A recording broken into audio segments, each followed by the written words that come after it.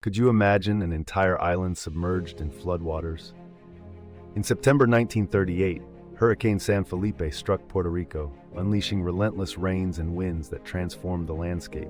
The island faced unprecedented destruction as rivers overflowed, engulfing towns and devastating lives. Over 300 people lost theirs, while thousands were displaced, forced to seek refuge from the rising waters. Communities banded together, showcasing extraordinary resilience amidst chaos, although many were left with nothing. San Felipe not only reshaped the physical landscape, but also redefined disaster response for future generations, emphasizing the critical need for preparedness against nature's fury.